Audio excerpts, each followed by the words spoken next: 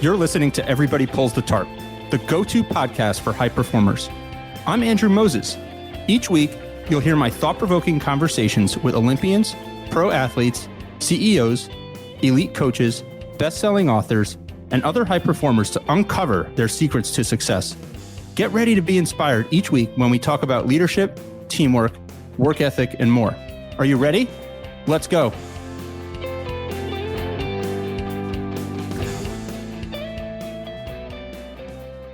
Hi, everyone. This week, my guest is Build-A-Bear Workshop President and CEO Sharon Price John. Sharon took the reins at Build-A-Bear in 2013, and in just a few short years, helped revitalize the brand and lead the company through a financial turnaround. Since then, she and her team have continued to grow Build-A-Bear into a global sensation. The company has sold over 200 million bears around the world, and this year, the company is celebrating its 25th anniversary. Prior to Build-A-Bear, Sharon served as president of Stride Right Children's Group and held senior executive roles at Hasbro and Mattel. She is the author of the upcoming book, Stories and Heart, which releases in early 2023. It's filled with candid stories designed to inspire others to create meaningful change.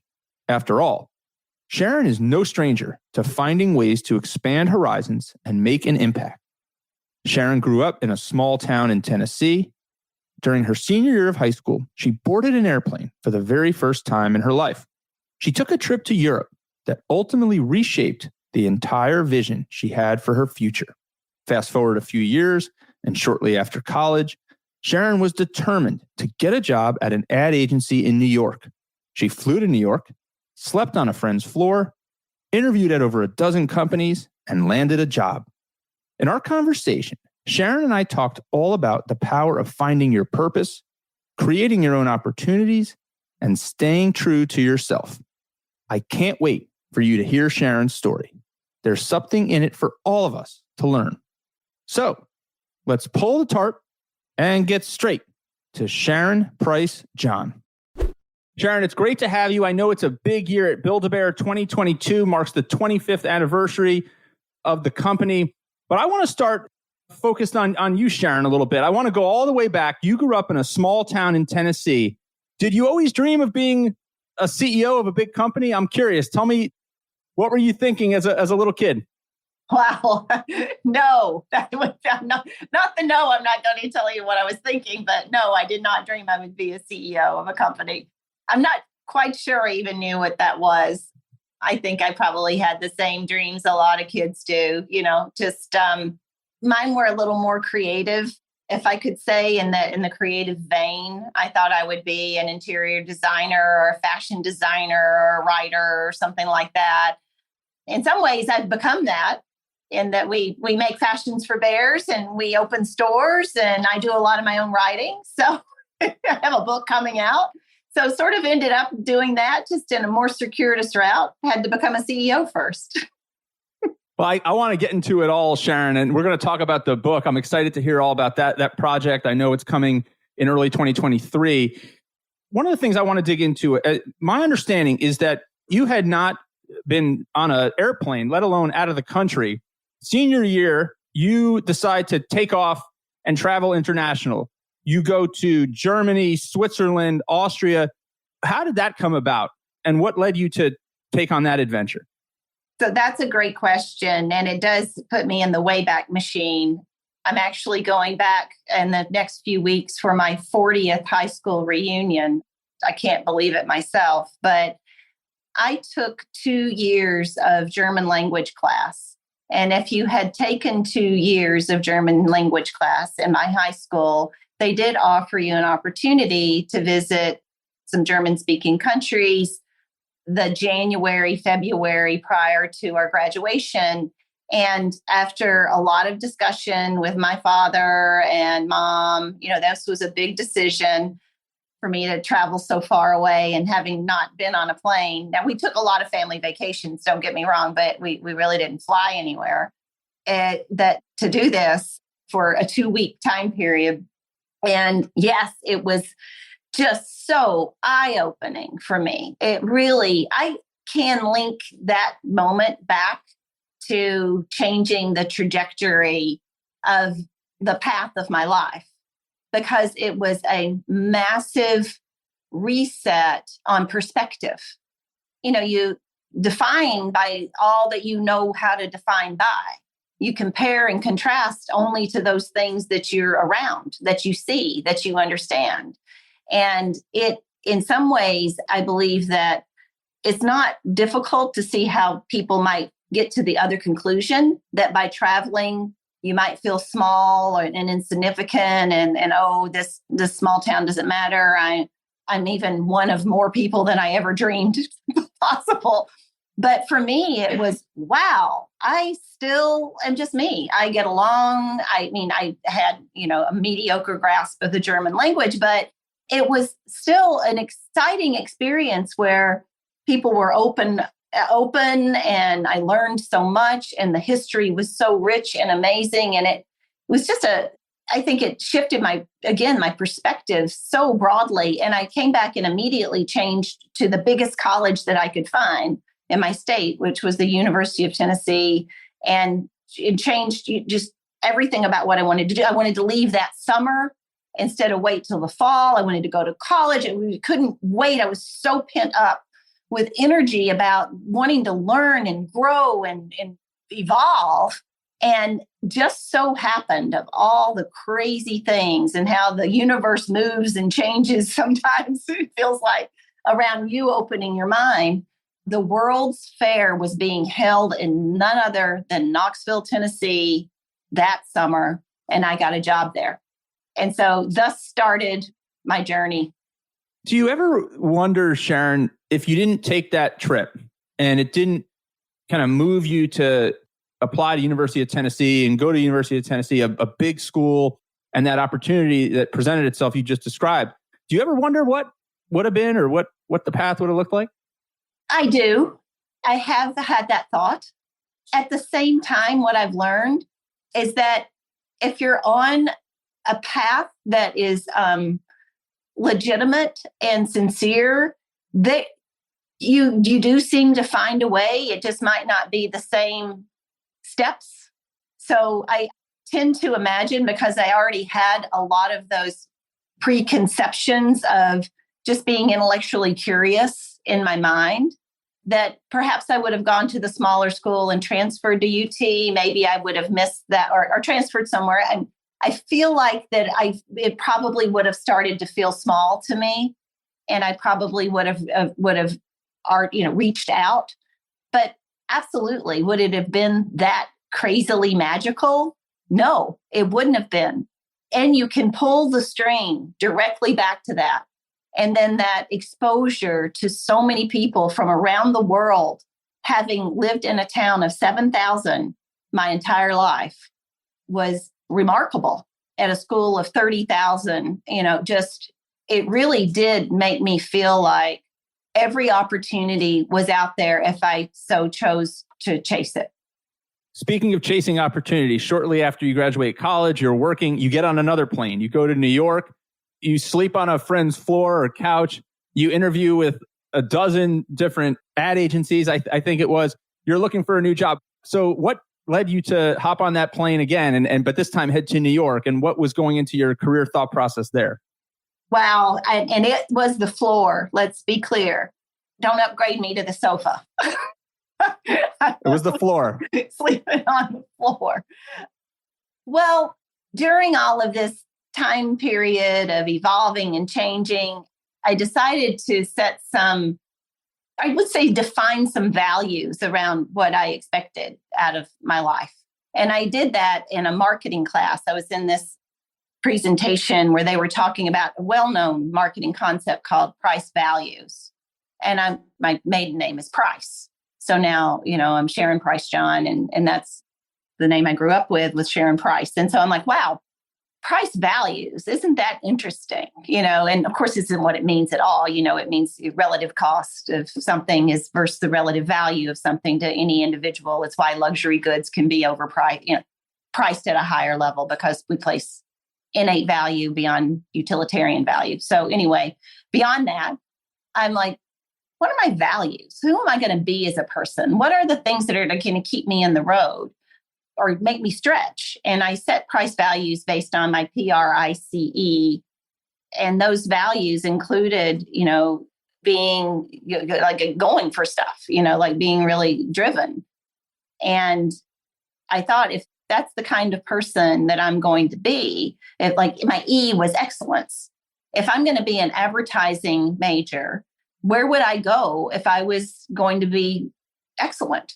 And the only answer was New York. So I think that I never would have thought that that was a necessary step without setting these price values, and that I'd set a goal for myself to be excellent, do my very best to strive for excellence.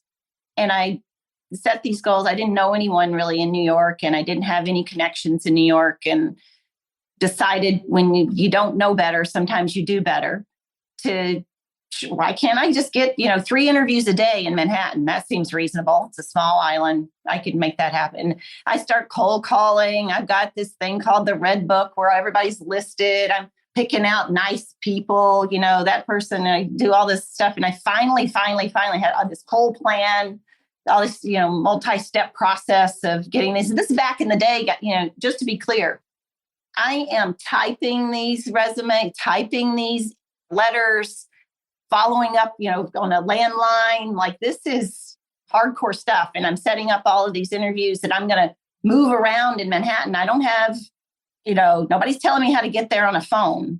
I've got to get from these interviews, just hard, old school, and get all that done. Yeah.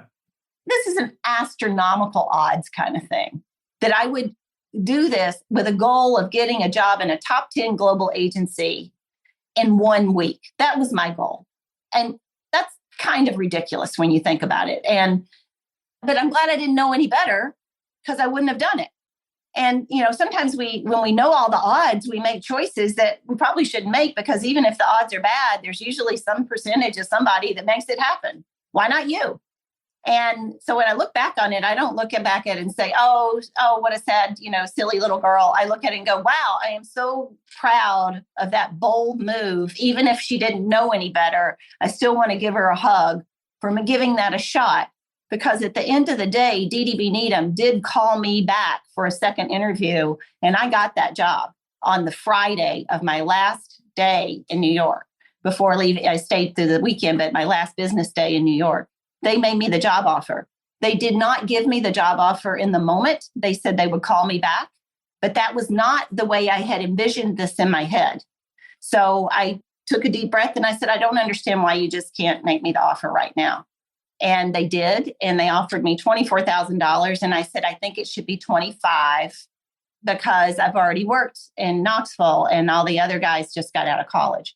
Unbelievably, she gave me the raise in the moment and the job offer in the moment. But again, I think it's, partially because I didn't know any better, but I also had a very clear vision of what I wanted and believed that it was possible, and not probable, but sometimes all you need is possible to make choices in life. Absolutely, Sharon. I'm like smiling ear to ear listening to you tell that story. I mean, and we won't upgrade it. You were sleeping on the floor, not on the sofa, and you were making it happen. Let's fast forward a bit. So 2013, you're hired as the president and CEO of Build-A-Bear Workshop. The company had a great brand, but the company wasn't short of challenges. You've led the company since then on an extraordinary transformation, bringing the company to profitability, transitioning it from the leadership of the founder. Talk about your decision to join Build-A-Bear. What drew you to Build-A-Bear? And what were you thinking about when you stepped into that role in terms of how you were going to tackle some of the challenges? Yeah, well, you nailed it on what drew me to Build-A-Bear. I love brands. When you look back over my career, whether it's at Mattel or Hasbro or Stride Rite, I really love consumer-facing brands and tend to lean into children's brands or kid-centric kind of brands. And even in my ad days, I worked more in the confections industry on accounts such as M&M Mars and Hershey. So there's been a long expertise being built over the course of time of things that are ultimately targeted toward kids, but have a kid mom or kid adult kind of appeal or a filter. There's a, parental consent kind of thing where you're trying to build goodwill with the parent side and a relationship with them, as well as be appealing to kids. So that all made sense to me. And the brand, I felt, had a lot of pent up equity in it that had not yet been monetized, partially because we didn't have the mechanism to monetize it in multiple ways. So at that point, I'd been at Hasbro already for 7 years, and then at Stride Right, turning around a vertical retail company, Stride Right Children's Group, which has the footwear stores. So I learned a little bit about what it meant to run specialty retail, which I hadn't done before that. And that would have been an important piece of the puzzle for me to be able to unlock the value at Build-A-Bear. So you can imagine the combination of kids brands, the toy industry, and specialty retail, that there were a lot of boxes in my mind that were being checked on the possible, not the probable, because Build-A-Bear had been contracting 8 years in a row and had lost $49 million in 2012, the last full year before I came there. So there were some hills to climb. Now, I had read all of the financials and all the Ks and the Qs and kind of understood. And the company did still have a very solid balance sheet, no borrowings on its credit facility. And it also had good cash flow. So I had time. I figured I had time to pull us through this transitional shift. Because at the end of the day, what needed to happen was we needed to understand that Build-A-Bear had become larger than its retail self. So you can sort of look back now and see how Hasbro has been going through and has gone through this same transition. That Hasbro basically was a toy company, right? It was a toy company that just happened to have created a lot of powerful intellectual property brands like My Little Pony and Transformers, that is pivoted into an intellectual property entertainment company that just happens to make toys, when you think about it. And I was there during that, one of the most pivotal moments that you can point to, which was the launch of the first Transformers film. And the irony of that, called Transformers, in that was the moment that really pushed Hasbro over the edge on the transformation of its own organization, is really poignant. But I felt like that there were enough similarities there that Build-A-Bear, if you think about it, was a mall-based specialty retailer that just happened to have created an intellectual property brand that had emotional connections with millions of people that had gone through that process, that you could then think about and utilize and stretch into different ways, because that emotional connection didn't mean stuffing a bear. It didn't mean being at retail. It meant love and friendship and relationships and making memories. And the last time, or my birthday, or whatever, going to being with friends. Those are really powerful tenets when you think about what your brand means.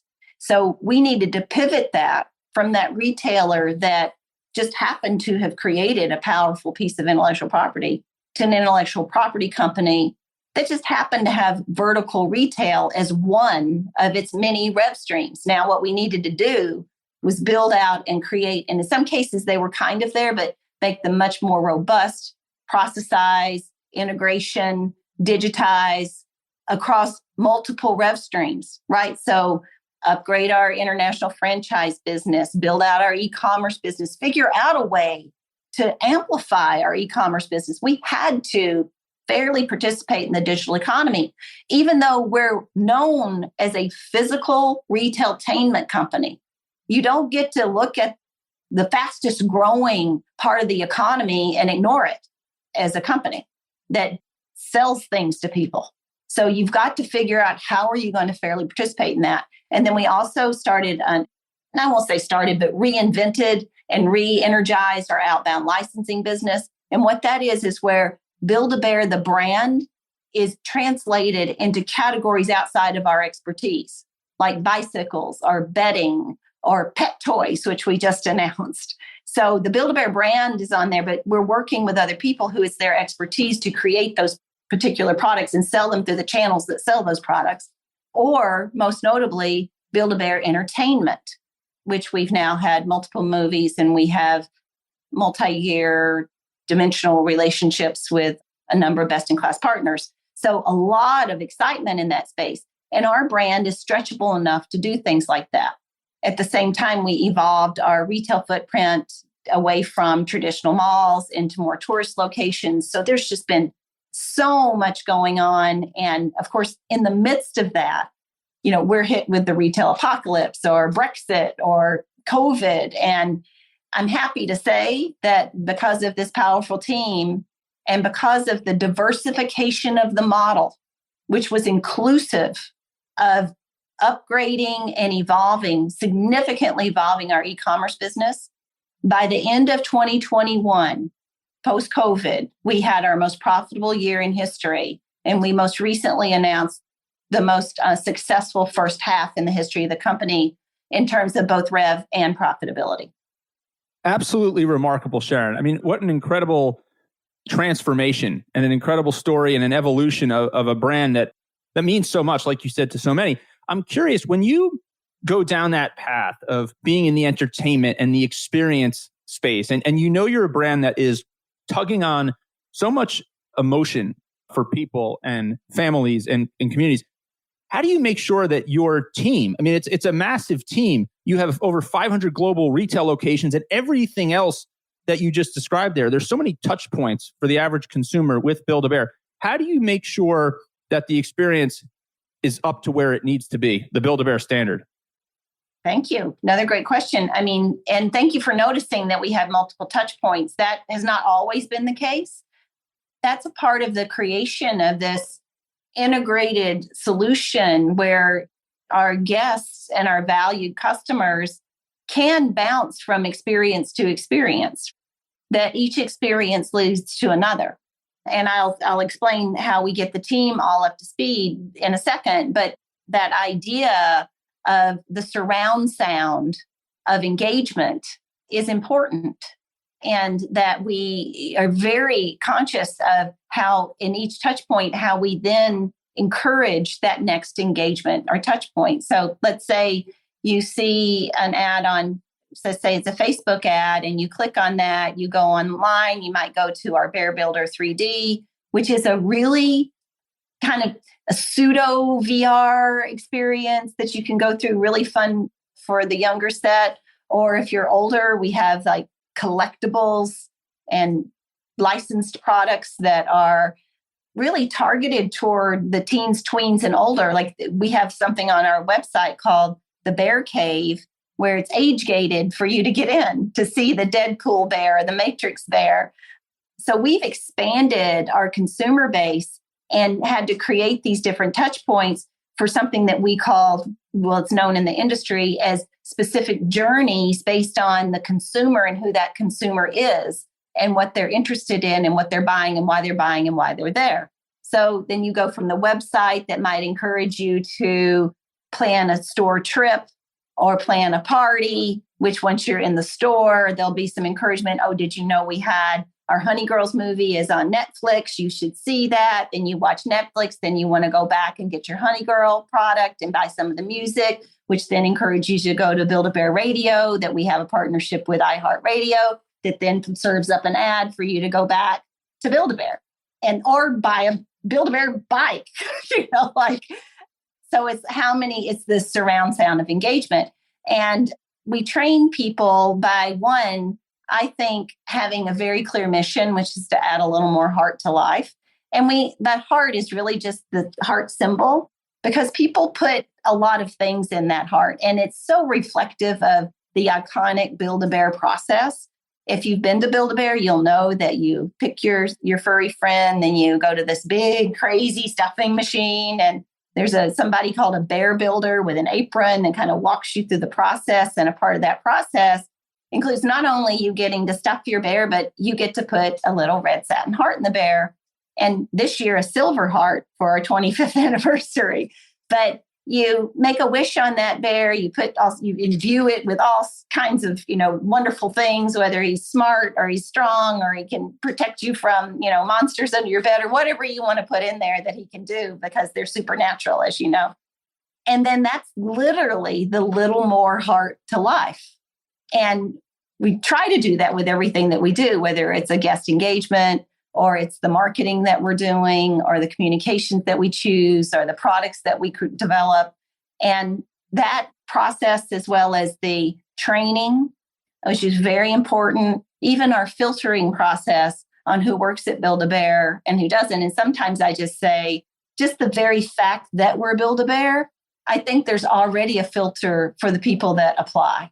Like, who comes to Build-A-Bear and applies for a job if you I don't know, don't like stuffed animals, or you don't like kids, or you don't like to have fun, or you don't like to smile? That doesn't make a lot of sense. I can tell you, Sharon, a few weeks ago when I was at the local Build-A-Bear, I dropped my daughter off for her Girl Scout troop to have their day making their Girl Scout Build-A-Bears. Everybody was smiling. What an experience it was for all. And it's something that, I know my daughter and her friends, I'll definitely remember for a long time. I know, speaking of the word heart, you have a book coming out in a few months. It's called Stories and Heart. And you call it a blueprint for making meaning in modern times. And I'm curious, Sharon, how do we create more meaning in our lives? And how do we see the power of our own personal stories? Yeah, so it really is a collection of stories that span different parts of my past. And you brought up some of them that are talked about in the book that I look back on and can connect dots on how I ended up doing what I do every day. And I think that it's good to pause and look back on those stories and try to see your own journey. And the interesting piece of it is the lessons that I learned during these stories, and I share them. And some of them are funny and some of them are goofy and some of them are painful. But at each moment, it gave me this opportunity to both reflect on, wow, that particular situation changed the way I thought about this or I thought about that. And that then led to something else. And I've never paused and put all of those things together. I also was very a student. I would call myself a student of sort of self-reflection. And I don't know where any of that came from, but certainly of creating tools and mechanisms and habits that I thought would be helpful for me to evolve, whether it's career-wise or as a human being. And I share some of these things that I kind of created over the course of time, whether it's a tendency to be goal-oriented and write my goals, to dream big, asking, questions when I'm thinking about or setting my own values, as I shared with you before, or asking questions about, one of my famous ones that people talk about is the what's the worst thing that can happen when you're thinking about what you should or shouldn't do or should or shouldn't try, or whether I should ask for that raise in the last second. What's the worst thing that can happen? And I'm sure that went through my mind. Is she could say, oh, no, this is our policy and we're going to start you at $24,000 a year. And I would have said, oh, okay, that's fine. I understand that. And that would have been the end of it. Right. But that extra $1,000 meant a lot to me in Manhattan in my 5-floor walk up over a Chinese restaurant. So, it might have been the difference between, me getting a meal or taking a sandwich from the daily lunch that they offered, the training program, the tray. Right. So, sometimes we think about our past and we limit ourselves so much by interpreting things that have happened in a very disempowering way, when it doesn't have to be that way. You've created a narrative around it, thus the Stories and Heart, that is now disempowering, but it's only disempowering because of the way perhaps you've chosen to interpret it and allow it to impact the choices that you make in the future. Well, Sharon, this has been such a fantastic conversation. I've enjoyed learning from you. 25 years of Build-A-Bear now, over 200 million bears sold around the world, 500 global retail locations, and so many other touch points with everybody, as we talked about. You continue to add a little more heart to life every single day. And like I like to say on this show, there is no question you are a tarp puller. The team at Build-A-Bear are tarp pullers. And to to transform the business, in particular since 2013, the way you did, and navigate all of the challenges, Brexit, COVID, and everything else just on a daily basis. Absolutely remarkable. So thank you for sharing a bit of your story. Good luck, with everything the rest of the way. I can only imagine the next 25 years are going to be even better. Thank you, Andrew. It's been a pleasure. Thank you for joining me this week. Be sure to subscribe in your favorite podcast app so you can catch all of our upcoming episodes. And if you are like me and want a world full of tart pullers, then leave a review to help others find us. You can also follow me on Twitter at Andrew H. Moses. That's Andrew H. Moses. And be sure to sign up for my email newsletter at everybodypullsthetart.com/newsletter. I'll share tips and insights to help you achieve maximum success and happiness. Today is a great day to pull the tarp. I am rooting for you. See you next time.